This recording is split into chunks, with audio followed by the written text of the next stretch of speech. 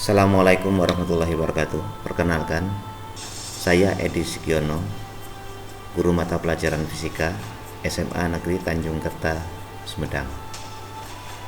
Pada bulan ini saya akan melaporkan hasil pemecahan masalah pembelajaran siswa.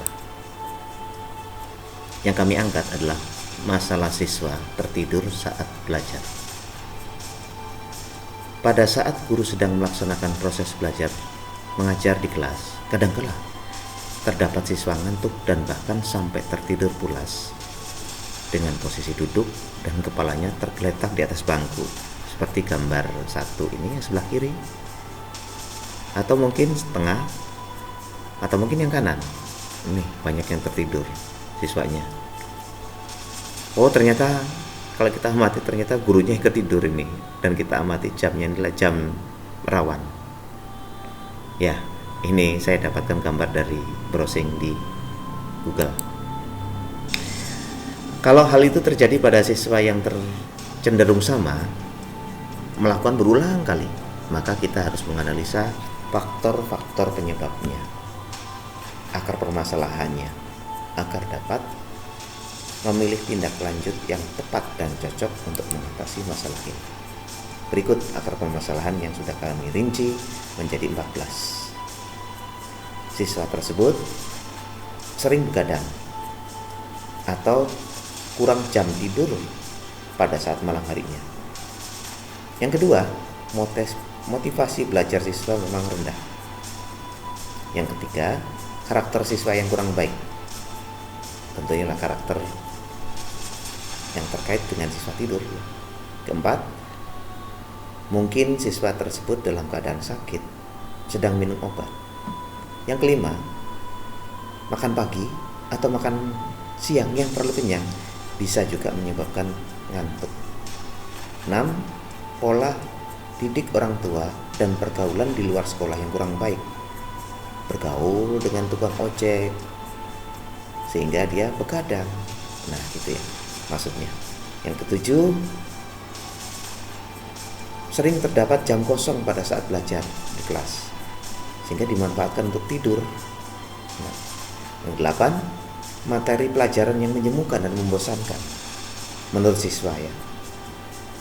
9, kurang tegasnya guru saat memberikan tindakan di kelas dan cenderung membiarkan siswa tersebut tidur. 10, guru hanya duduk saja dan tidak menguasai kelas. Duduk di depan saja, nggak berubah-ubah bentuk duduknya ya. 11, volume berbicara yang cenderung monoton yang dilakukan oleh guru dan tidak ada penekanan tinggi rendah suara. Ya, seperti membaca dongeng ini ya. 12, biasanya terjadi siswa tidur di kelas pada saat siang hari biasanya. 13, hanya menggunakan model atau metode pembelajaran ceramah saja. Jadi guru hanya menggunakan metode ceramah saat mengajar. Yang ke-14 adalah kurangnya inovasi guru tentang metode dan model pembelajaran yang berprinsip pada student learning center. Ya. Hasil pemecahan masalah berdasarkan rincian akar masalah di atas, maka dapat kami temukan beberapa tindakan yang dilakukan oleh guru agar tidak terjadi lagi siswa tertidur di dalam kelas. Dan tentunya dengan mengutamakan introspeksi diri dari akar masalah yang timbul. Introspeksi itu berasal dari kita selaku guru. Menurut pengalaman pribadi yang saya lakukan dan mendapat hasil yang kita inginkan, sebaiknya kita melakukan hal-hal berikut. 1. Apabila kita selaku guru menemui siswa yang sedang tidur di kelas saat KBM, maka bangunkan siswa tersebut. Kemudian suruh mencuci muka dan beri teguran agar tidak mengulangi seperti itu lagi. Dan jangan sekali-sekali memberikan punishment dengan cara melakukan kekerasan. Dan jangan pula melakukan pembulian pada siswa tersebut. Ini akan berakibat jelek pada diri kita atau mungkin pada siswa tersebut. Kedua, buatlah metode pembelajaran yang menyenangkan dengan cara belajar berkelompok. Banyak cara membentuk kelompok. Cara yang efektif biasanya adalah berhitung berurutan dari depan ke belakang menghitung 1 sampai 6 apabila kita menginginkan 6 kelompok diskusi. Logika yang sama, kita membentuk 5 kelompok diskusi berarti menghitung angka 1 sampai 5. Setelah terbentuk kelompok, kemudian dengan menggunakan problem based learning, berikan satu pertanyaan yang mengait dengan tujuan pembelajaran pada saat itu dan langsung dijawab, ya, satu pertanyaan langsung dijawab dan didiskusikan oleh kelompok tersebut. Kemudian guru memberikan penegasan. Berikutnya satu pertanyaan lagi langsung dijawab oleh kelompok, diskusikan, guru memberikan penegasan, dan seterusnya sampai pada akhirnya pencapaian kompetensi yang kita harapkan bisa tercapai. Dan akan lebih efektif apabila kita sudah persiapkan lembar kerjanya. Akar permasalahan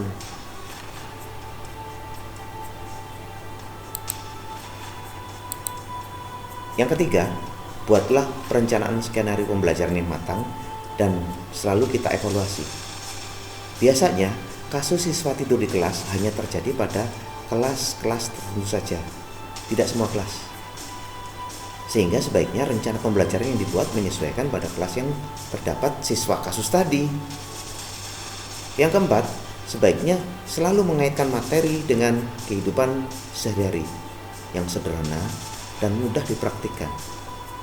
Meskipun bukan di lab fisika, tetap dapat dilakukan praktikumnya di rumah. Dan apabila sulit dilakukan praktik karena materi tersebut abstrak, maka usahakan mencari alat bantu atau media pembelajaran virtual. Misalnya adalah aplikasi VET yang sering saya gunakan. VET Colorado bisa dicari browsing di Google. Banyak simulasi di sana yang dapat membantu untuk proses belajar mengajar sehingga siswa mudah mengerti.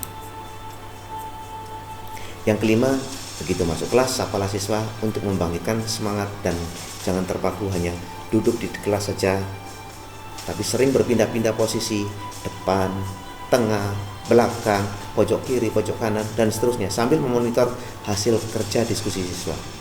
Dan jangan pelit memberikan pujian pada siswa yang responsif atau kelompok yang responsif. Ribet yang paling mudah adalah memberikan tepuk tangan, murah, ya. Yang keenam, apabila pelaksanaan KBM kita berada pada jam-jam terakhir atau jam-jam rawan siswa mengalami keletihan dan mengantuk, sebaiknya lakukan ice breaking. Banyak berbagai contoh ice breaking yang dapat membuat siswa segar kembali dan semangat melaksanakan proses pembelajaran.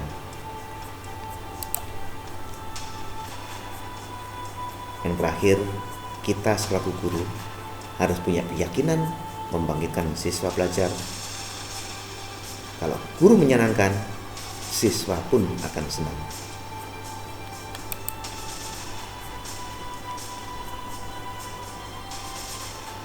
Sekian laporan saya tentang masalah siswa yang tertidur saat belajar.